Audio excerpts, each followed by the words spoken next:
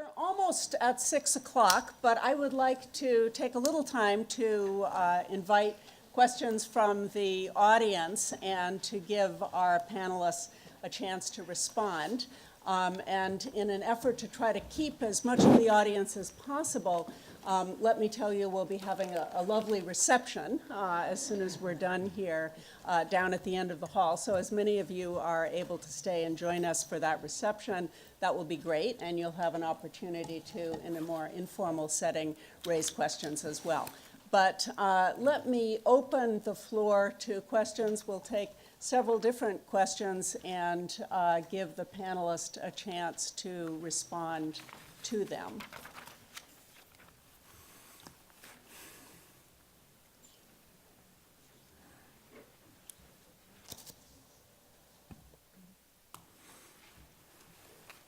Yes, Andy?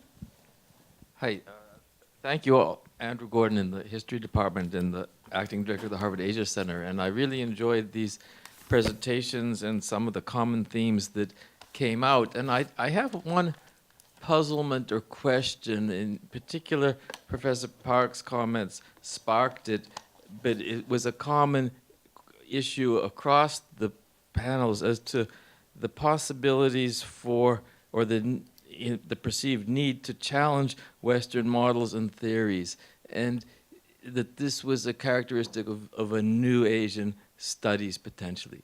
And because this morning in the course that I co-teach on modern Japan, we were looking at the late 19th century and the early 20th century and the interaction between Tagore from India and Okakura from Japan. And they were essentially trying to enact that project of anti-imperialist, we have to have our own ground to stand on that will not be Western, but will also be in some way modern. They each had their own paths to it, and yet they were friends, and they met, and they spoke in English, and they wrote in English. So it's exactly the same. Well, I guess my question is it exactly the same dilemma? Or are there ways in which the current iteration is different? And the dangers they faced were essentializing their own traditions, especially Okakura fell into that. Asia is one. He invented this idea of Asia to talk back to the West. But of course, he did it in English. And he lived here in Boston. There was no Harvard-Yenching Institute, so we didn't train him. But it just struck me that there's something actually old about this dilemma that is important to keep in mind. So I guess that's a comment as well as a question to anybody who feels they'd like to react. Let me take several questions here. Professor Swin? Thank you for this wonderful panel. I'm Pei Dong Sun. I'm a historian of Chinese Cultural Revolution at Fudan University. I have one simple question for two Chinese professors. In Professor Zhang Longxi's speech, you said writing in English or Chinese doesn't matter. But I think I would like to argue that writing or publishing Chinese or English does matter in our in Chinese case nowadays. For example, in our field, in research of the Chinese Cultural Revolution, if I publish in English, it's very good. My university like it, and everyone will feel happy.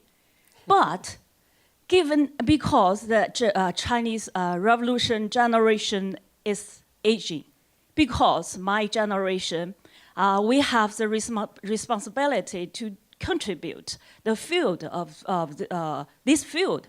So I think maybe the research on the Chinese Cultural Revolution is just part of their job or research work for Western college or scholars. But for us, for Chinese scholars, I think we have the responsibility. So writing and publishing Chinese is significant for us. I would like to know what's your idea. Thank you. Yes, I think it's a totally different. Let's collect a few more questions here, and then we'll give everyone a chance to answer all the questions. Yes. Professor He. Yeah, I'm Bishao He from Zhongshan University. I have a question for Professor Wang. Your presentation about the redefinition of one road, one belt just interests me a lot. I would like you to elaborate more on it, especially when comparing it with the definition or the discipline that we call Euro-Asia, that just like Professor Peter Perdue has done great work on it, like China marches west. So how this kind of two narratives contradicts with each other. Thank you.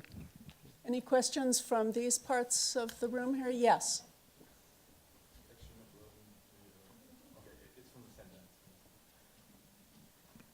Okay, yeah, thank you for the presentations. I'm visiting Scholar from NUS, Stefan Hübner, and I see this Asian Studies in Asia every day when I'm at home. So my question is, however, yeah, about another region. This region is West Asia, and this is, yeah, basically one of these regions that is becoming more important in Singapore, Middle East Institute, and so on. You might have heard about these activities. This is also something that is taking place at the Asia Research Institute to a certain degree. But all in all, what we heard here was mostly about studying the East Asian region. So how do you actually think, this is a question to all of you, about integrating West Asia more strongly in all these debates? I mean, when we talk about connections between East Asia and Europe, then it is difficult to leave out the Middle East. So this is basically my question. Thank you. A final question that anyone would like to raise? Yes, over here, Professor Yao. I'm Yao Yuan from Nanjing University in China. I have a question to Professor Hirano. I graduated from Waseda University in Japan before with the former supervisor, Amako professor. So I question us about before he come here, I studied in Japan for several years. During that time, people talk a lot about Asia regional integration and the Asia community. But now there's no people in Japan talk about this issue. So what do you think about the future of Asian studies in Japan, referring to the topics about Asian integration or Asia community? It's a big, very important topic, I think, in East Asia, no matter in China, Japan, or Korea. Okay, we have a number of very challenging questions here, questions that range from whether Asian studies developed in Asia needs to challenge Western models, and if so, how it does so. We have questions about the use of English versus Asian languages in writing scholarship, the trade-offs between them. We have questions about moving beyond East Asia, whether looking at Western Asia or the One Belt, One Road initiative coming out of China, and questions about the future of Asian studies in Japan. So let me begin on the end there, since Professor Zhang was the last to get his word in up here. Let him be the first, and then we'll just move down the panel here. Okay, if everyone thank you. would speak very briefly, and then we'll have a chance to continue the conversation over the reception. Professor Zhang. Okay, thanks. I think the question about language using Chinese as important is not what I meant when I say it doesn't matter. What I was trying to say is that the idea that if you write in English, particularly you're not a native English speaker, if you write in English, that somehow affects your thinking. I think that's silly. Because you can use any language to write if you are capable. If you literally master the language, then you can use the language. I'm not saying that therefore you should write only in English, not in Chinese at all. That's a totally different issue. I mean, I write in both English and Chinese, and I do think writing about Cultural Revolution in Chinese is of course important. But sometimes it's not the language itself, it's really the political situation. For example, in China, how much you can publicly discuss Cultural Revolution and criticize Mao Zedong, for example, is questionable. So I think that's not the question whether you write in English or Chinese, but rather how much you can write and in what context you write. So we don't have disagreement. Thank you, Professor Zhang. Professor Wang, would you care to comment? Okay, one belt, one road. Okay, this is what I mentioned is because when the One Belt, One Road at the beginning was publicized, that we feel very curious what this mean, the One Belt, One Road. It's quite strange, not only for foreigners, for Chinese, it's a very strange term. It's a completely new term. We don't know how to understand. But on the other hand, I feel that it's interesting because it's in the so-called global era. But the idea the inspiration for this term came from the Silk Road. Was a very classical idea of the road. And it's about another pattern of the connection. It's not based on the large-scale regional integration, but certain kind of the interconnectivity rather than the simple integration. The regional integration, both in Asia and in Europe, in the 1990s, that the discussion on the Asian regional integration was hugely influenced by the EU project at that time. So, but we know that the difficulties because of diversity, because it's almost like the construct of a new super state structure that was eventually faced huge difficulties. So then the much more flexible connections here and there, not necessarily continuous, but certain kind of the interconnectivity. Especially, I think that the idea, I talk about the idea and the real project, maybe it's another story, but I talk about the idea, which means that they encourage the participation from the local participation in each. So that's why it's not the Chinese project. It's an initiated by China as an idea, encourage the participation from different locations. So this is a very different idea about the interconnectivities. And which also is a little bit, I think it's different from the Eurasian idea at the beginning. We know that there were two versions of the Eurasianism at the beginning. One was post-October Revolution Russians, exiles, who developed the idea of Eurasianism after the October Revolution. Later, that be stabilized as a discipline. At the beginning was, on the one hand, criticize the October Revolution, but try to reimagine the empire, but through the category of the Eurasianism. So that was in the early 20th century after the October Revolution. Another version of Eurasianism was Turkish. The Ottoman, post-Ottoman idea was, on the one hand, is a national movement, but on the other hand, remains certain kind of idea of empire.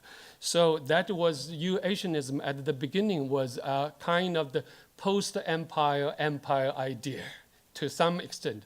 Later, constructed as a discipline, like regional studies, area studies, and lost its ideology, the strong political implications. But One Belt, One Road, put that on the one hand, people, of course, suspicious about what's the intention, what kind of the way China did was also but still, I found the difference about the way of imagination about the world here. So in that sense, I still need time to observe it because a lot of it depends on who involving and who are reluctant or passionate. This is a really, the attitudes towards the One Belt, One Road was very different. India was very suspicious of that. Many countries are suspicious, but more than 60 countries also involved in these projects. So I think it's need time, but anyway, that because of the last week, there was an official website, One Belt, One Road, was established in China. And obviously, a lot of the intellectual projects was also followed up that. I just know that the Ministry of Education issued the new policy to encourage the cross-nation studies and the regional studies, especially along the One Belt, One Roads. And also more than 1 week ago, also the Ministry of Education publicized the list of the new discipline and the program for the Beijing University, Foreign Language University. They add the 11 small language program for the training. So these were the small Asian, African, and in the Pacific areas, Tonga and some other, Samoa, the languages were added to, the 11 only this year. So you can see that once, like the Asian studies in America was Cold War constructs. So any kind of these intellectual projects was followed. I think it's one of the projects for different kind of the other, political, economic, and cultural projects for that. So in that sense, we need time to see what will happen following that, and also a different kind of a category. Now that the people use the global south, developing countries, and so on and so forth, not necessarily only use the area studies. So that's Thank you. I understand that the Ministry of Education has also authorized several dozen new business schools that will be One Belt, One Road business schools, combining a new kind of area studies with a clear commercial thrust. Professor Pak? I think Professor Gordon's question is really, really true. In some ways, I think there is nothing new. In some ways, I think that perhaps the fact that we see these issues coming up again and again, to me, my personal interest is in the fact that there isn't really an easy solution.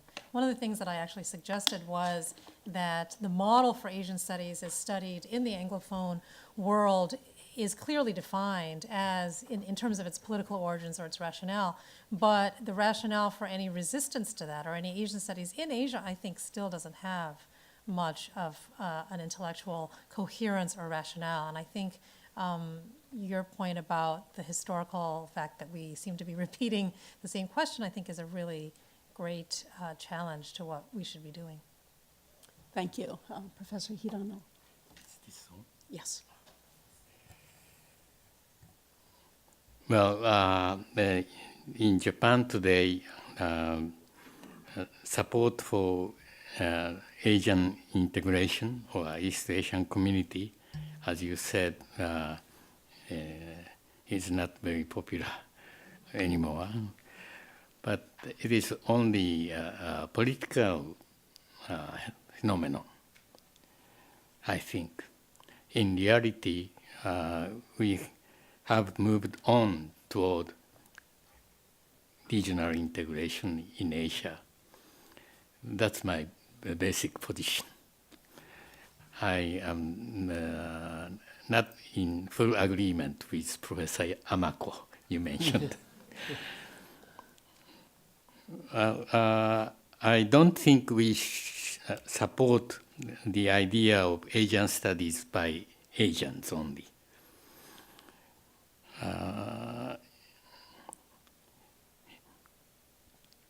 I may sound contradictory to myself, but after all, area studies, or for that matter, any study is done by an individual. So anyone who is interested in Asia from any aspect, from any point of view, is qualified to do Asian studies. Professor Gordon, you mentioned Asia is one, but at the same time, Asia is very much diversified. How do we